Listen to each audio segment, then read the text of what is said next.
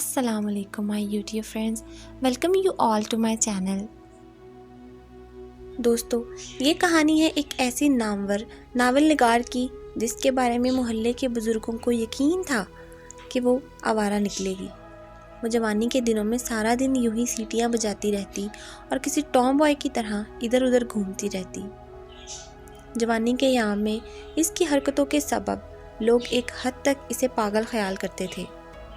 وہ سکرٹ کو گھٹنوں تک چڑھا کر لڑکوں کے ساتھ دوڑے لگاتی یا پھر کبھی درختوں پر چڑھ کر سارا دن کتابیں پڑھتی رہتی تھی۔ اسے لڑکیوں سے ذرا دلچسپی نہیں تھی اور نہ ہی لڑکیوں کے بارے میں لکھنا پسند تھا۔ اس کے محلے داروں کو یقین تھا کہ اس لڑکی کا انجام اچھا نہیں ہوگا۔ جی ہاں دوستو، یہ کہانی ہے لوئیسا مے الکاٹ کی۔ لوئیسا مے الکاٹ 29 نومبر 1832 میں جرمن ٹاؤن میں پیدا ہوئی۔ وہ ایک نامور امریکی ناول نویس ہے اور اس کے ناول ننھی بیبیاں پر بننے والی فلم نے دھوم مچا دی تھی۔ یہ فلم جب نیو یارک میں نمائش کے لیے پیش کی گئی تو اس فلم پر شائقین کا اتنا رش تھا کہ ٹکٹ کے حصول کے لیے میل میل تک لمبی قطاریں لگی ہوئی تھیں۔ دکاندار اور راہگیر حیران تھے کہ ایسا منظر نیو یارک کی تاریخ میں کبھی دیکھنے میں نہیں آیا۔ سچ تو یہ ہے کہ عیسیٰ کی پیدائش سے لگ بھگ 500 برس ایتھنز میں پیش کیے جانے والے ایسکلس کے لافانی المیہ ڈراموں سے لے کر ایبی آئرش نامی ڈرامے کی عظیم کامیابی تک کوئی دوسرا ڈرامہ یا فلم اپنی دلکشی کے لحاظ سے ننھی بیبیاں کا مقابلہ نہیں کر سکتی۔ لوئیسا مے الکاٹ کا والد ایک تارکت دنیا انسان تھا۔ وہ زیادہ تر وقت گھر میں بیٹھا کوہنیوں پر خارش کرتا رہتا تھا اور سادہ زندگی کے گن گاتا رہتا تھا۔ تاہم وہ ایک نیک اور سخی آدمی تھا۔ وہ گھر کی چیزیں ضرورت مندوں کو دے دیا کرتا تھا، حالانکہ گھر میں خود اس چیز کی ضرورت ہوتی تھی۔ بیوی اور بیٹیوں کے شکایت کرنے پر کہتا، کوئی بات نہیں، خدا ہمارے لیے یہ بھیج دے گا۔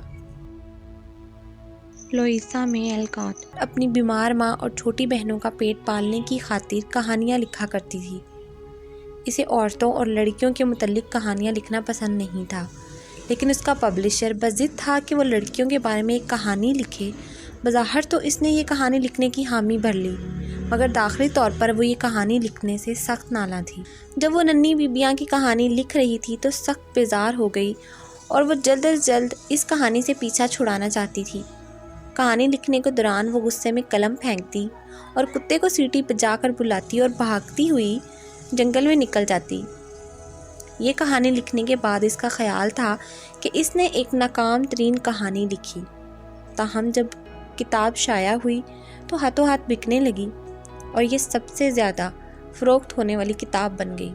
لائبریریوں کی ایک کانفرنس میں ننھی بیبیاں کو دنیا کی مقبول ترین لڑکیوں کی کتاب ٹھہرایا گیا اور 5 کروڑ سے زائد لوگ یہ کتاب پڑھ چکے ہیں۔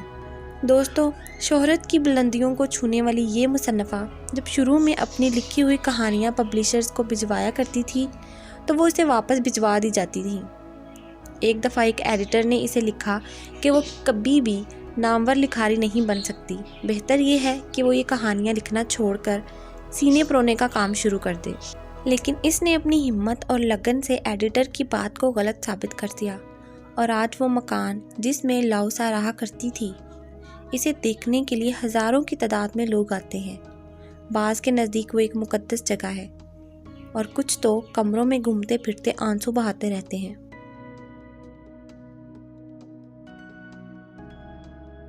لوئیسا مے الکاٹ نے 6 مارچ 1888 کو وفات پائی، تاہم اس کا نام اور کام آج بھی کسی روشن ستارے کی طرح پوری آب و تاب سے جگمگا رہا ہے۔